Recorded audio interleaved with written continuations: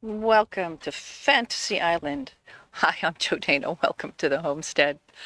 There is something in the air right now. I don't know what blooms in the fall around here. I know there's some little tiny flowers that you wouldn't even think have a fragrance, but it's just like this slight hint of vanilla mixed in with the pine, and oh, it smells absolutely heavenly. Oh, it's good for the soul. I gotta tell you. Yesterday was chicken day. Was it yesterday? Day before yesterday? I don't know. All the days just kind of blur together for me. I don't live by a clock or a calendar, so who knows? It's all just the same. But we had chicken day. We culled some of our older hens and roosters. They get a little chewy by that point, so those are all destined for the soup pot. But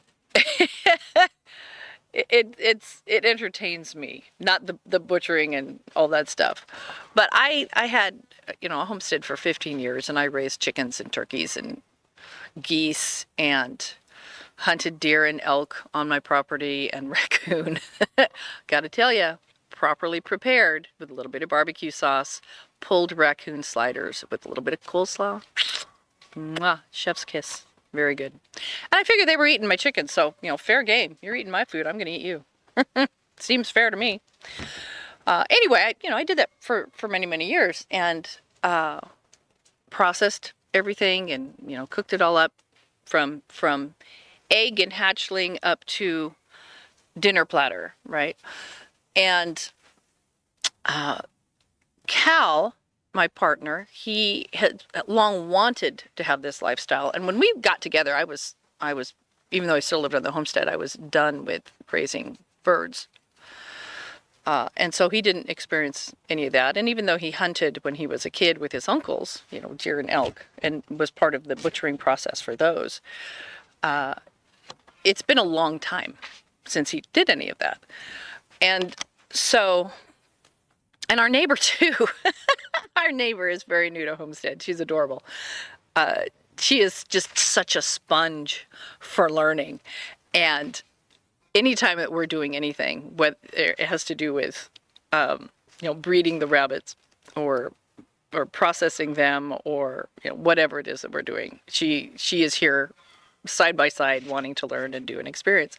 And so I feel a lot like, Tom Sawyer and the Fence. And if you're too young to know what that story is, look up The Adventures of Tom Sawyer by Mark Twain and read the story. It's a good story. But I sit back and watch and advise and, give tips here and there. But that's one of those things that really has to be a hands-on lesson, right? You have to learn by doing. Years ago, my two brothers and my brother's girlfriend were coming over for Christmas weekend. And my dog had gone nuts in the early hours of Christmas Eve. And pitch black, no moon, out in the country, and he trees this raccoon up a 150 plus foot spruce tree, and it's December 24th at dark 30 in the morning, and I'm out there with my nightgown and rubber boots and a shotgun, and there's a raccoon up a tree. And so I make him stay. I go back to the house. I get a flashlight and a coat. And I come back, and I had a new 12-gauge shotgun that I had shot, but I wasn't super familiar with yet. And I couldn't seat that rifle properly in my shoulder to absorb the kick on it. And so it hit my collarbone. I had a nice little bruise on my collarbone for a while. But took the mature male raccoon, put it in the stand-up freezer, whatever it was, in the shop, and I went back to bed.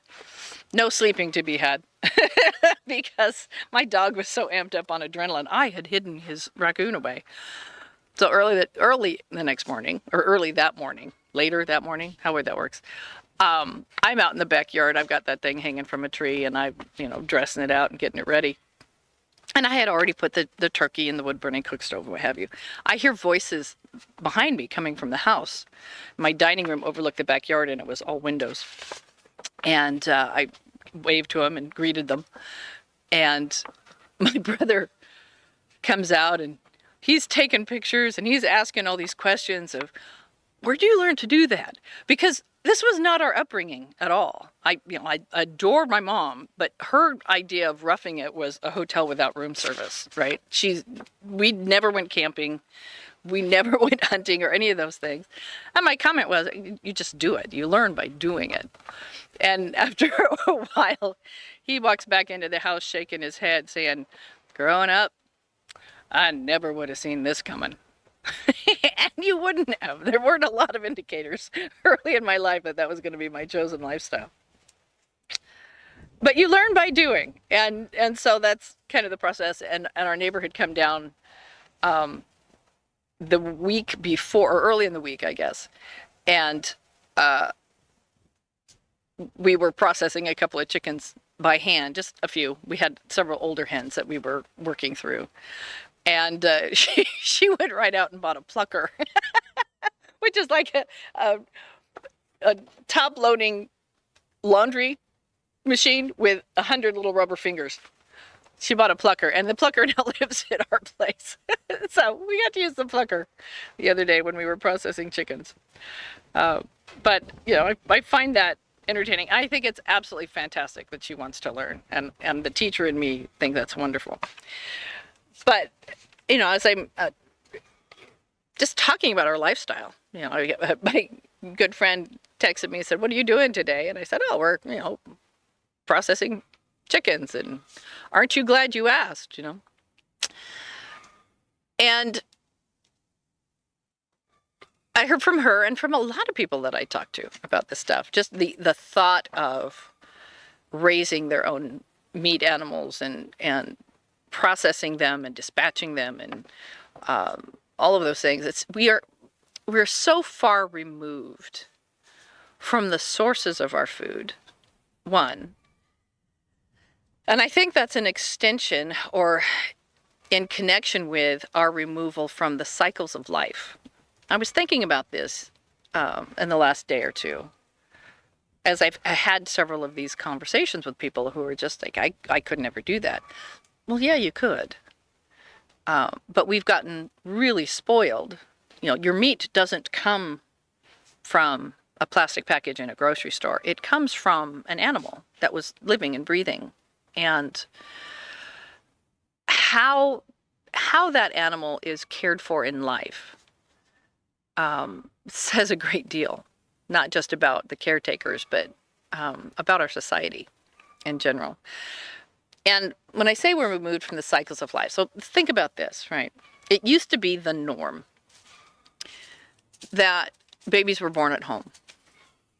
And then somewhere along the way, babies had to be born in the hospital, right? And we sanitized and sterilized and removed that process from its natural cycle and treated pregnancy and childbirth as a disease.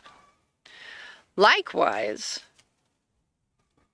when people died, it was the friends and family members who would wash and prepare the body for burial. The family or neighbors would build a simple pine box coffin, and they would pay their respects in the family's parlor, which is why funeral homes or funeral parlors are called what they are.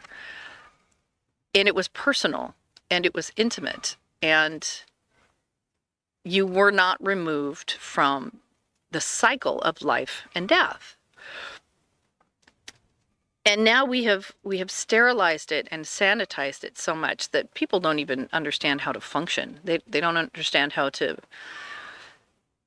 There was a process for grieving and a process for welcoming life that we have been removed from, and I think that is to our detriment. And I was thinking also about just the stewardship aspect when you're dealing with life and with livestock and with the land. Those individuals who live off the land, who live in close connection with the land and the resources thereon, are the best stewards by far. Years ago, I worked for the Oregon Department of Forestry, and I was an admin on an advisory group that was developing riparian rules, water resource protection rules. And it was environmental groups, and it was small and large landowners, it was timber plantation owners, it was wildlife managers, all a really diverse group of people. And what I noticed in that process was that the environmental activists were really hands off, right? Their idea of protection was to just leave it alone and not touch it.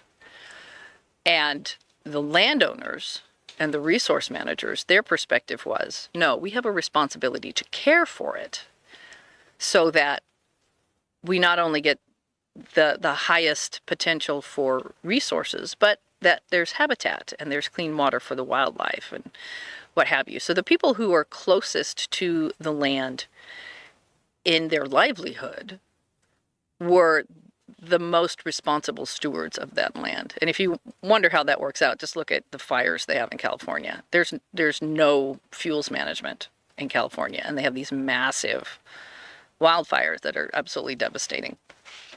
There's your example. Leaving it alone isn't to its benefit, in my view, in my experience. But my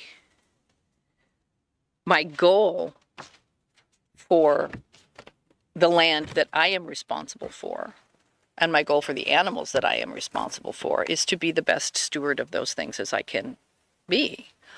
So when it comes to my animals, whether it's a companion animal or a meat animal or an egg layer or milk goat or whatever it is, my goal is for that animal to have the best life that I can possibly provide it. I want it to be peaceful. I want them to have a good environment. I want them to have good food.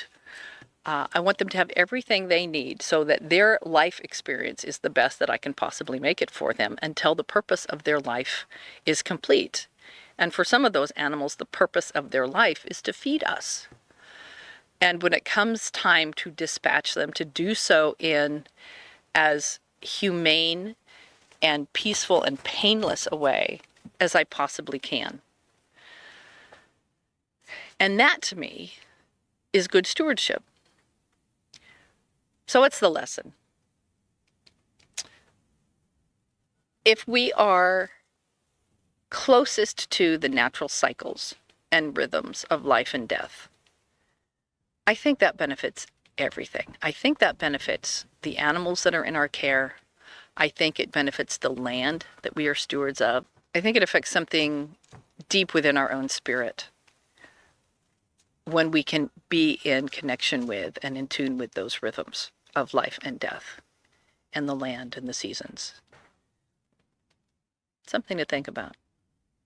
I hope you have an absolutely wonderful day. We'll see you again.